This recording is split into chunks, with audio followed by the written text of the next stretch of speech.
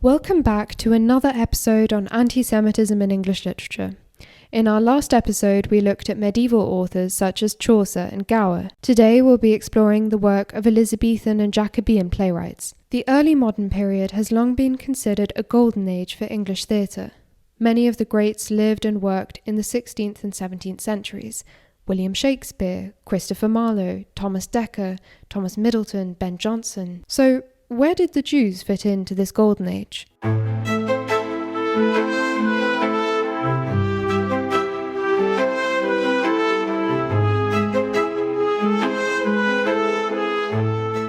After the Edict of Expulsion in 1290, there were very few Jews left in the country, just a handful who had converted to Christianity. However, the Spanish Inquisition and its introduction of the infamous blood purity laws meant that Jews began to return to England in secret from the beginning of the 16th century. Some, such as Hector Nunes and Joachim Gonze, were welcomed because of the role that they played in defeating the Spanish Armada in 1588, though the period of toleration was short-lived. In 1594, Rodrigo Lopez, Elizabeth I's Jewish physician, was tried and executed for conspiring to poison the Queen.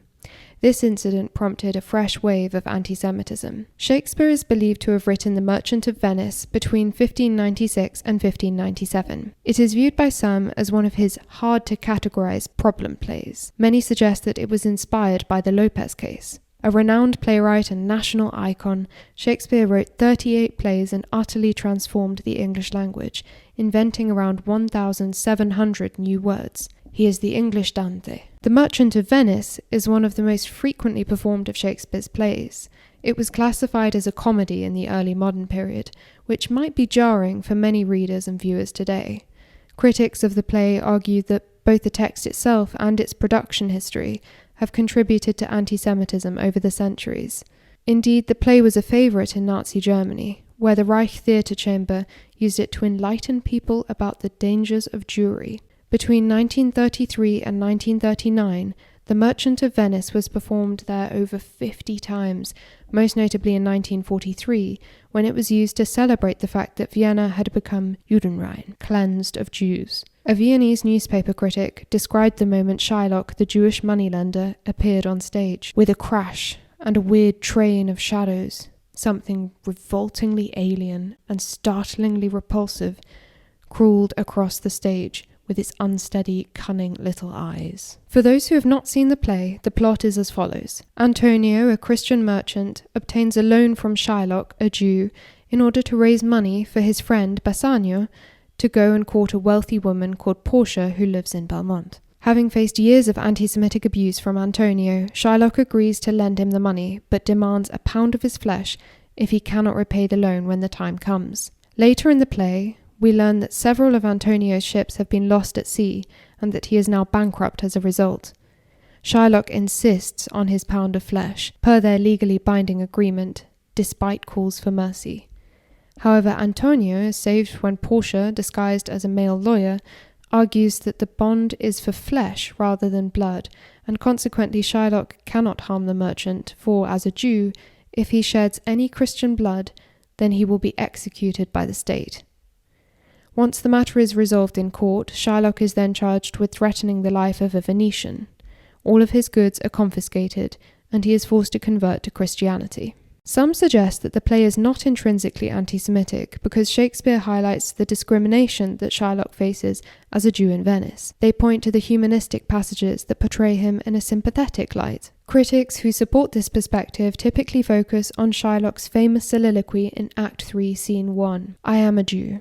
Hath not a Jew eyes? Hath not a Jew hands, organs, dimensions, senses, affections, passions, fed with the same food, hurt with the same weapons, subject to the same diseases, healed by the same means, warmed and cooled by the same winter and summer as a Christian is? If you prick us, do we not bleed? If you tickle us, do we not laugh? If you poison us, do we not die? However, it is impossible to ignore the fact that ultimately it is anti-Semitic language that drives the play's action. Often, Shylock is referred to simply as the Jew, completely ostracized from and diametrically opposed to the Christian world. Besides this pejorative and dehumanizing title, he is also labelled an inexcusable dog, an evil soul, a villain, and a fiend, described as wolvish, currish, bloody, ravenous, and cruel. Here are a few telling lines. I am sorry for thee. Thou art come to answer a stony adversary, an inhuman wretch, incapable of pity, void and empty from any dram of mercy. You may as well do anything most hard, as seek to soften that than which what's harder, his Jewish heart. Certainly the Jew is the very devil incarnal. Anti-Semitic tropes abound. In The Merchant of Venice, a satanic, bitter, vengeful Jew takes centre stage, with blood libel clearly foregrounded in the form of his bond, his desire for a pound of flesh. Shakespeare's contemporaries wrote similar plays. For instance, Christopher Marlowe's canonical work, The Jew of Malta, was written in the same decade as The Merchant of Venice, in the 1590s. Christopher Marlowe is one of the most famous Elizabethan playwrights. Today he is known for his tragical history of Dr. Faustus, a play based on an old German legend about an ambitious man who sells his soul to the devil in return for 24 years of power on earth. Marlowe's Jew of Malta is Barabbas the wealthy merchant, named after the criminal in the New Testament, the one whom the crowd chooses to save instead of Jesus. In the play, when Barabbas is stripped of his wealth, he turns to revenge.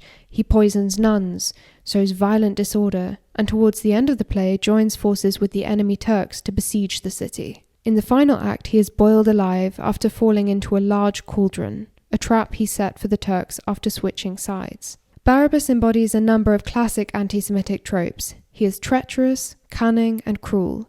He is money-obsessed. He poisons people. He hates Christians. He murders children. He is devoid of pity. These were the hideous characteristics associated with the mythic Jew in Marlowe's day. As with The Merchant of Venice, here are some of the labels Marlowe employs for Barabbas the Jew: serpent, knave, villain, infidel, traitor. The language is incredibly hostile. Shakespeare and Marlowe, two pillars of English literature, brought anti-Semitic tropes to the fore and cemented anti-Jewish sentiment in the literary canon. And that brings us to the end of this episode. Stay tuned for our next episode on anti-Semitism in Victorian literature. See you soon.